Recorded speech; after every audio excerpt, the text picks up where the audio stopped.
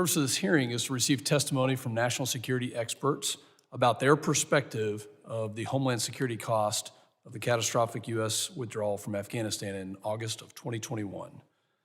I now recognize myself for an opening statement.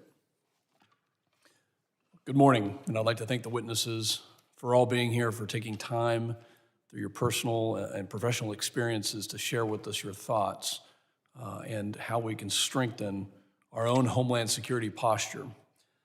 This morning we're going to discuss the Homeland Security cost of the catastrophic withdrawal, as I mentioned, which resulted in the unfortunate deaths of 13 U.S. service members and at least 170 Afghans in an ISIS-K orchestrated terrorist attack. It also resulted in thousands of extremist inmates, including many with ISIS and al-Qaeda ties, who were released by the Taliban from Pfluger prison, as well as the Parwan detention facility in Afghanistan.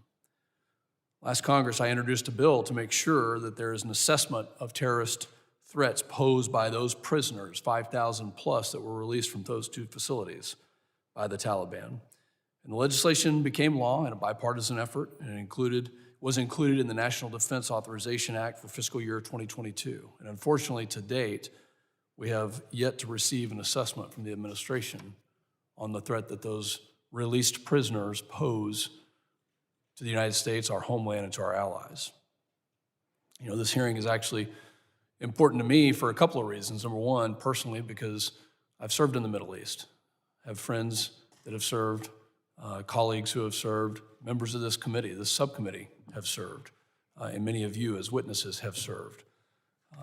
We understand that the threat in the formation of these ideological and often very violent extremist groups is something that, if left unchecked, will continue to metastasize and get worse. Less than 2 weeks ago, the administration released a report that I believe whitewashed and shamelessly shift-blamed about the execution of deadly withdrawal from Afghanistan in a very inaccurate form. The administration's continuous denial and downplaying of what happened is an insult to the service members sitting here and throughout the United States of America, to their families, and to our allies. It's inaccurate to say and to suggest that the withdrawal occurred without chaos, as was suggested by a spokesman for the administration. One doesn't have to see the horrific images or footage of the evacuation for more than a couple of minutes to make a keen observation that there was a lot of chaos and desperation involved. And unfortunately, the disastrous withdrawal signaled American weakness and damaged our credibility on the world stage. There is no doubt that our foreign adversaries, including Russia and China and others, were watching and that they were calculating. And it's important to remember that, you know, the genesis of our involvement in Afghanistan came as a result of the first and only Article 5 ever triggered through our NATO membership. And that was the attack on our homeland on September 11th, 2001. And now there are 31 members of NATO, with Finland joining as of last week, who look at the results of this withdrawal, and it impacts not just our own homeland and not just our own security, but also that of our allies in Europe, as well as those in the Indo-Pacific, such as Korea and Japan, who had a lot of skin in the game throughout the 20 years. But further troubling is the fact that this administration has repeated the same mistakes we made 20 years ago. And now, with our inability to collect intelligence on the ground, to project power, terror groups within Afghanistan have reestablished the country as a breeding ground and a safe haven for terrorism. Just recently, CENTCOM Commander General Kurilla stated that ISIS-K is rapidly developing the ability to conduct external operations in Europe and Asia and will be able to attack American and Western interests outside the country in less than 6 months. In addition, last month, this subcommittee held a hearing that examined how the Chinese Communist Party is working to exploit our vulnerabilities, including the CCP surveillance balloon, which collected information on sensitive military installations and critical infrastructure here in our homeland. The CCP's use of intellectual property theft, economic coercion, and malign influence at American universities continues to accelerate.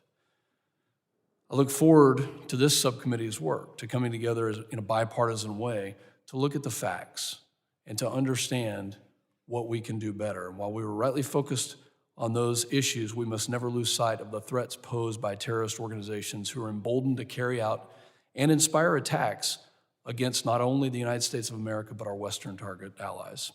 I worry that the terrorist threat landscape is not just worse, but much worse since the botched withdrawal. And as I have said before, we see a direct link between the foreign terrorist threat abroad and our security here at home.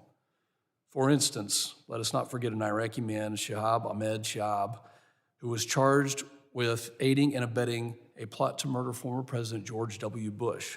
Shihab was an ISIS sympathizer inspired to action by Islamic extremist propaganda. In another matter which affected my home state of Texas, a British citizen, Malik Fazil Akram, entered the United States using the visa waiver program and then held members of the congregation Beth Israel, a Jewish synagogue in North Texas, hostage for 10 hours. These are just a couple of examples of cases that highlight the very real foreign threat that terrorism poses to our homeland. Another concern that I've continually raised is the significant increase we've seen in watch-listed individuals being encountered at the border, in particular the number which are being apprehended between ports of entry, meaning that they are not presenting themselves to be processed at the port of entry, but instead attempting to evade law enforcement. This comes at a time in which we have an unprecedented crisis at the southern border as a direct result of Secretary Mayorkas' failure to enforce the laws that are currently standing on our books. It has been revealed by the Department of Homeland Security's Inspector General that DHS encountered obstacles to screen, vet, and inspect all evacuees during the crisis following the withdrawal from Afghanistan. On top of that, the Pentagon's watchdog published a report which detailed its critical review of the administration's effort to screen, vet, and transport those evacuees to the United States. This subcommittee and the Greater Committee on Homeland Security intend to thoroughly examine these issues to ensure that those charged with protecting our security are acting responsibly and using their resources to properly engage the threats posed to the homeland. We must work together to protect our homeland. This committee, the Committee on Homeland Security, was formed in the wake of September 11th, 2001. It was formed directly as a result of the withdrawal that we will now be investigating and discussing today. We have to remain vigilant. We have to continue to view strength as a peace through strength and security as a peace through strength mentality. I was recently abroad and met with the Polish Prime Minister, and he said this: "I desire peace. That is why I prepare for war." Nobody wants war, but we desire peace. We have to secure our homeland, and I think that the Prime Minister is absolutely correct. Again, thank you to all our witnesses. Thank you for your time and your expertise. I look forward to a good discussion to look at a fact-based analysis of what happened and how we can protect the defense and the security of the United States.